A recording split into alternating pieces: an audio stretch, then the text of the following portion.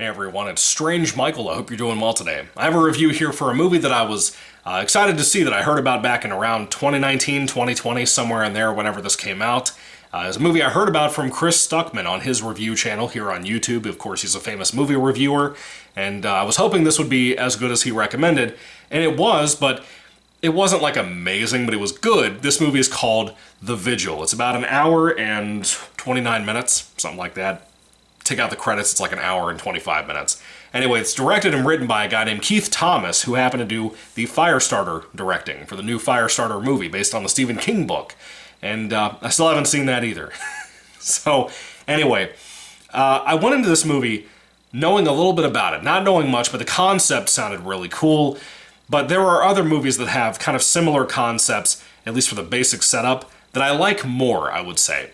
Anyway, this is about a man who recently, I wouldn't say he left being a Jew, Judaic faith, whatever, Orthodox Jew, but apparently there's this practice I had never heard of, where it's a vigil, that when somebody dies in somebody's family, basically they'll hire one of these guys to come in and sit with the dead body all night long, pray over it, just be by it, just watch it, make sure it's okay. Very weird way to put that, but basically it's what it was. And this young man recently dropped out of this kind of brotherhood, Orthodox Judaic thing, and they come to him saying, hey, we really need somebody to do a vigil tonight. It's kind of, I know, late notice, it's dark outside, whatever, but we really, really need you. And he needs the money, so he tells the guy that comes to him, an old friend of his, that, yeah, I'll do it if you give me like 500, 600 bucks, whatever it was.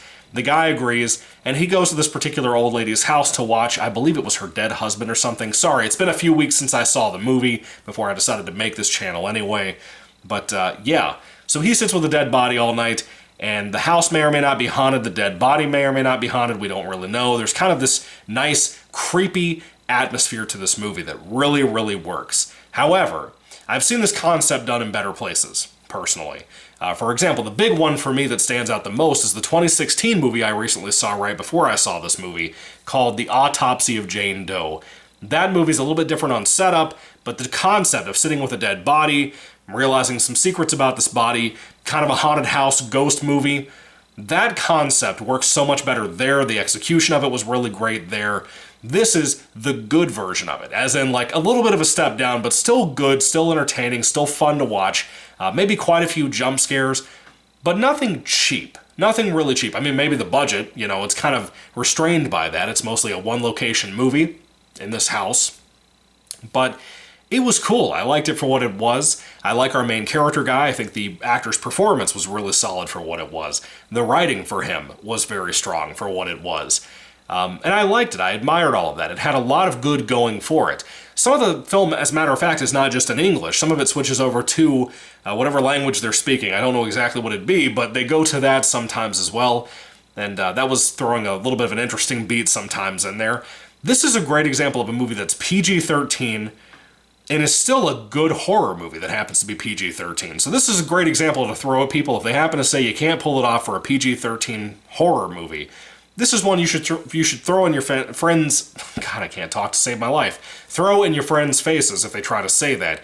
Because The Vigil is a solid film. It's clearly above average. The filmmaking, the directing, the shots, cinematography, all of that are really good for the budget they had, which is clearly a lower budget for this movie. I like that when it has practical effects. Those look good. It may have some sparing CGI in here, but not much, really, from what I remember. Again, it's been a few weeks. Maybe I'm forgetting about something. But it didn't look bad, pretty much ever, from what I remember. The ending was a little up in the air. I don't really know how I feel about it even now. But it was a fine film. It had some good moments to it, some really creepy atmosphere to it that worked sometimes. Other times it kind of let you down. But most of the time I think it was really there and it knew what it needed to be. And it did that very thing. The music is good here. That's another really big thumbs up from this movie. I like it. I think it's a good flick. It's overall something different if you haven't seen it before. I think it was on like Tubi recently. I think that's how I saw it, or on Shudder or something like that. But I found it and I really enjoyed what I saw of it. With that being said though, The Vigil, the 2019 film from Keith Thomas, is not like an amazing, super memorable film, but oddly enough, the concept was new to me around the time that I finally watched this, An Autopsy of Jane Doe. But I remember hearing about this forever ago on the Stuckman channel. And just that concept of sitting with a dead body and weird things, haunted house things happening around you, it stuck with me all of these years and made me remember this movie.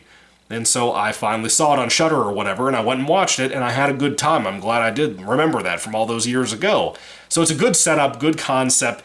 It's just the movie doesn't always hold that as well as I think it could, but it's good. It's above average for what it is, or right at average, somewhere in there. My rating will basically confirm how I feel about that. And anyway, getting to that point of the review, if I had to rate this film on a 5-star basis, I would give The Vigil from 2019 about a 3 out of 5 stars. It's a good flick, just not an amazing, super memorable flick. The concept's memorable, like I said, but outside of that, give it a couple more weeks, it'll be gone out of my brain. Aside from the title, aside from the movie, the idea, big details, they're already gone. You know? So anyway, what did you think about The Vigil? Put your thoughts and comments down below. I'd love to hear your thoughts and comments about this really cool flick from back in the day with a lower budget. You don't see a whole lot of this, and when you do, it's usually put out by somebody like Shudder or Prime or Hulu, but you don't really see this kind of thing out in theaters like it was at the time when it came out, which was cool. But anyway, thank you for watching, guys. God bless you. Have a happy Thanksgiving. That's coming up soon. God bless you again. Goodbye.